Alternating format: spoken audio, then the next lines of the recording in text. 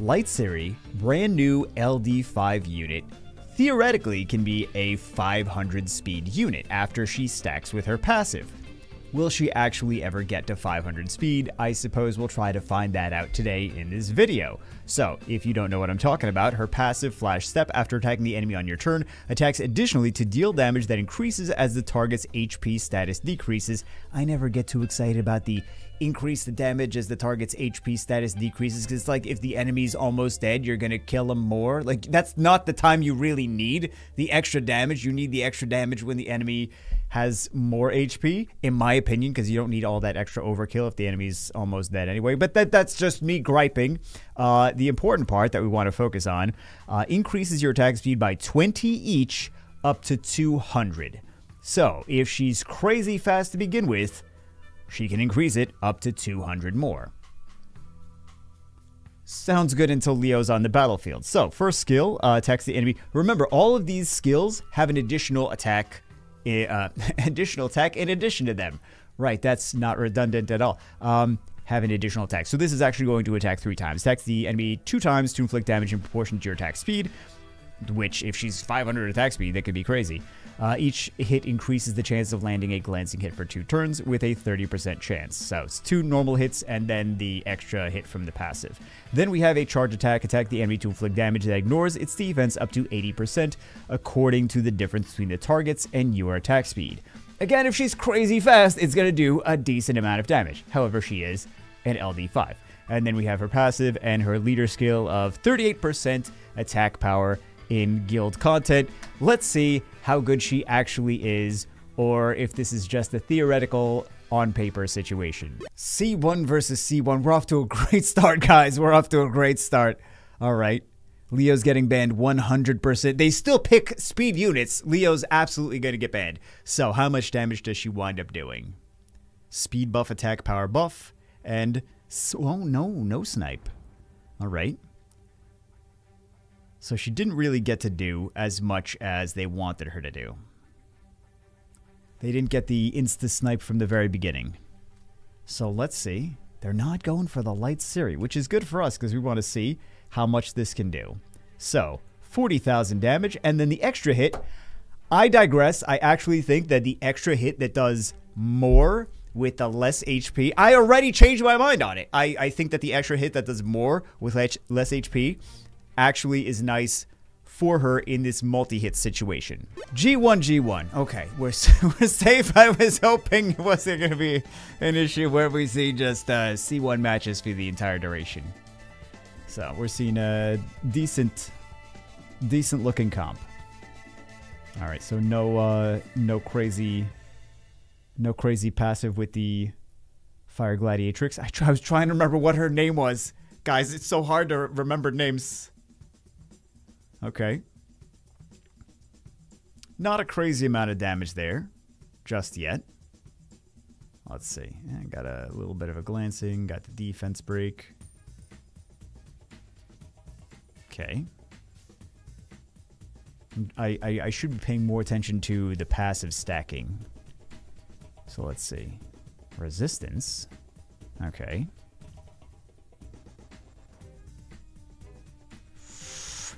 Dangerous.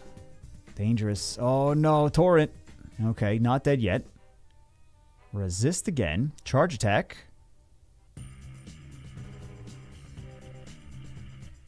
It's dangerous. Okay, and she is deleted. But that's Ragdoll's passive. That was going to happen regardless. Okay, I would love to see the runes on some of these, but, you know, there's nothing we can really do. Please tell me we get to see her on the right-hand side with the speed buff. Thank you. I was expecting her to do a little bit crazier with that skill too. Okay, so we got the speed buff there, and not enough damage. Not enough damage. Because she's ignoring defense up to 80%, not 100%. So, I think that's the big thing. I think if we get to see her actually get buffed up to 100% in the future, then that would be a fun situation. But for right now, let's see if she's cycling a lot of turns. Okay. Okay, so we're stacking our passive. Heal block. Actually nice in this situation. Gets stunned. Okay. Dark Hell Lady, who shall remain nameless, can still do a revive. Predator's Cry. Alright. Did stack the Bulwark a little bit. Okay. Invincibility, which stacks the Bulwark even more. That little delay on the skills is, you know, when you see that animation, it's like, why is it hanging out there for a little bit longer? That's the delay from his passive stacking. You just can't see it on screen. So we got to see a little bit. Let's see some more. So Speed Cleave, she's definitely coming out on the left-hand side, right? Should be a fun team. They don't have to worry too much about Hey Gang. So Hey Gang kind of, I feel like they're going to go for the Nikki. They do go for the Nikki, okay. I don't know why I'm surprised. Oh, they went for the thing I said they were probably going to go for. Well, why are you shocked? I don't know why I'm shocked sometimes, guys. Sometimes when I'm right, I'm surprised as well as you are. Okay, like I said, the Hey Gang wasn't really that dangerous there. He did the strips and the glancing hits, but he wasn't as effective as he would have been in a control team, against the control team. First pick Hey Gang. So that's dangerous. Because if someone just cleaves, then what are they gonna do? I mean, they are the one that is cleaving now, but aside from that. Okay, pop a ball.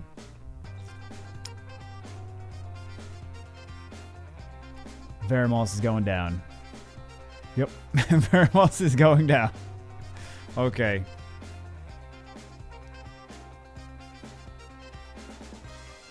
Let's see. Got the attack speed there. She would benefit from that as well. I mean, anything. Here's the thing, though. Let's play devil's advocate. Anything can do damage when the opponent is defense broken. And she's not, like, one-shotting things and doing crazy, like, 7 million damage. Generally, in RTA, it's not a 7 million damage situation unless you're cleaving in every match. Okay, let's see. Hold on, hold on. Oh, I thought we were going to actually see her just one-shot. Yeah, I think this needs to be 100% defense, ignore defense. I think that's the thing that she needs to be buffed next is that skill 2 needs to be 100% ignore defense. That's a wacky team on the right-hand side.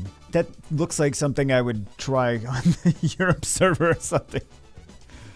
Let's pick a Tessarion and Smicer. This is gonna go well. There's not enough strips though. I think this battle is just won because there's not enough strips on the other side. So Smicer takes some damage. Would have been already down if the Vanessa moved first. And already oblivioned. That's rough. You know, maybe I stand corrected because maybe they're going to be able to get that opening anyway. This Helena could do crazy stuff. Alright, gets the Oblivion there too. Let's see. Stuns. 2 stuns. Not really enough damage. Did get the increased cooldown though. Okay, some damage there. It's not crazy. Like, it could definitely be way more crazy. She's got some utility, but this is not like a Tion Lang ragdoll. What else is ridiculous OP? There's a handful of ridiculous OP stuff. So, it's not a ridiculous OP situation. They're going for the speed cleave combination. How fast is this this player on the right-hand side? Ban the speed lead? Ban the speed lead. Alright, so definitely taking turn 1 on the right, but does the opponent on the left-hand side cut? I think they wind up... They do not wind up cutting. Okay. And Sonia's down. And Miles is down. Kind of fun. Kind of fun. Let's see. They could still make a comeback. Those 2 units can get crazy. They're not going to make a comeback. Nope, they're not. That's game. Yep. Interesting Hey Gang Nephthys opener. I don't know if she's going to be the one to shine or if it's going to be the Suiki that shines. Attack, power, buff, and immunity on everything. All right. Goes for Juno. Does not go for Juno. I thought they were going to go for Juno. All right. And then there we go. So that on a, well, especially with attack, power, buff, and immunity, he's going to do some nasty stuff. But yeah, he could take down the Camilo. The Camilo! Guys, it's a new unit. Hold on, I just teased the new unit, Camilo. It's the new Net 5 Guido champion, Camilo. Oh, I need sleep. Yeah, that Onimusha's got this regardless. Well, unless he's stunned the entire time, stunned or frozen, but yeah. She got the the speed break on her. The speed break and Leo are counters to her as well. So we know this player is crazy fast. We've seen them outspeed things they shouldn't have been outspeeding. Speed lead gets banned, and the Sekhmet gets banned. Speed lead gets banned and still takes turn 1. All right. And that is that. And they just concede. They're like, wow, that was great. They are very, very fast. Really? That is the opener. This is already... well, that's not what I thought they were going to pick. I was not expecting Rikuni there, I gotta say. All right, that's not going to be enough damage. What is the game plan now? Increase her attack gauge. All right. Curse of the Beautiful. Heal block though. I don't know why that draft went that way. I really don't. All right, Vanessa's getting cleansed. Okay. And Rikuni takes the kill shot. Close enough.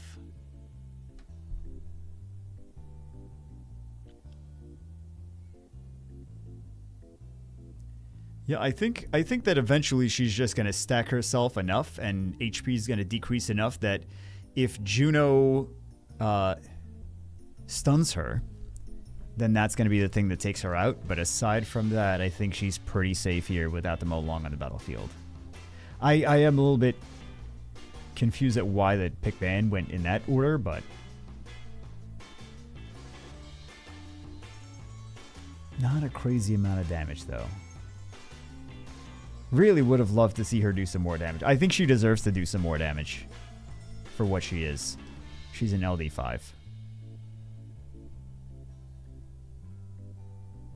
Vanessa's down. Oh, maybe Vanessa's not down. Vanessa's down, yeah.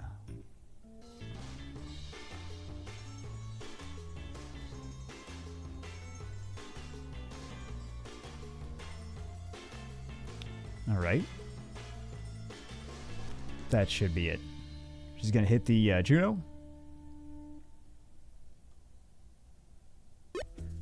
Hey gang, first pick into a Wedget Bulwark. Not how I thought this draft was going to start, and it continues to be things that I was not... okay. Sure. Let's see what happens. So they're going to snipe something. Are they going to snipe those? This is going to be enough damage. So they need the Bulwark Vertiheal combination, but Vertiheal doesn't have... was not very much damage. Alright. Attack power buff. She snipes Vertiheal? Yeah.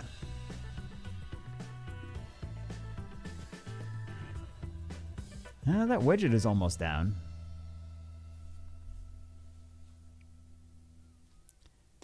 Not gonna crit though.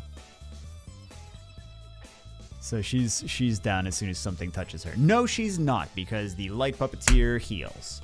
Right, I forgot about that. So close. And just concedes. She's got potential, that's for sure. However, remember, she's an LD5. 3 of these are Nat 5s, and 2 of these are Nat 4s. The Nat 4s actually have different skills. They have the Blink Strike for the second skill. The Nat 5s have the Ignore Defense Charge attack. So they all have the same thing. I think that first off, we didn't even actually get a chance to see her stack fully on the flash step, right? This is kind of the same thing with the Wind Indra situation, is like we weren't ever actually seeing him fully stack. Maybe we saw it once. I don't have to go back and look at the replays to see if we actually saw her fully stack, but I think the thing that's the most disappointing is the damage on the charge attack, and I'm sure Comp to Us has planned for the future in like 6 months from now, or 9 months, or a year from now, or whenever, because that's what Comp to Us does. They're probably going to buff the charge attack on the Nat 5s to do up to 100%. I would imagine that that's what's going to happen, is that it's going to go up to 100% ignore defense, and then also the conditions eased so that it ignores more of the defense with less of a speed difference. So I think that that's the biggest thing for right now. Her flash step is, I mean, she's doing that extra hit, which is nice, but I'm just kind of a little bit disappointed with the amount of damage that she's doing for an LD5. I think that if the second skills are buffed, remember we have Kali here that does ignore defense and just ignore defense, and that's that. So we gotta justify the LD5 versus the Fire 3-star. Ignores 100% of the enemy defense with no condition. So maybe, and also the other one that we just, all of the, all of these, skill 2, same thing, skill 2, same thing. We got to think about that, is they just ignore defense. No condition. She should just ignore defense. 100% defense. That's it. And then also, condition should be eased so that you need less of a difference in speed for her to actually hit those big percentages, because if something's ignoring 60% defense, that's not really anywhere near 100%. That's not going to be the same impactful skill. So I think that's the biggest thing for me. I like the extra hit that she does. We didn't really get to see her fully stack on her passive, but this is the thing that that's just me personally. You know, you guys have your own opinion, I'm sure. Oh, trust me, I've seen the comments. I know you guys have your own opinions, but for me, this is the thing that was the most disappointing, is like, I'm like, wow, she's going to do so much damage. Oh, she didn't do as much as I was hoping she would do. But there were some comps where she was actually doing quite a lot of damage, especially that one that was not as high level as the other ones, but he still had super fast speed. He was using the chimeras. So, yeah, that was a fun comp to take a look at. But I think that just her and her sister's second skills, a year from now, having 100% ignore defense and the condition eased would be the thing. Anyway, that's it for this one. Hope you guys enjoyed it. I will see you as always in the next one.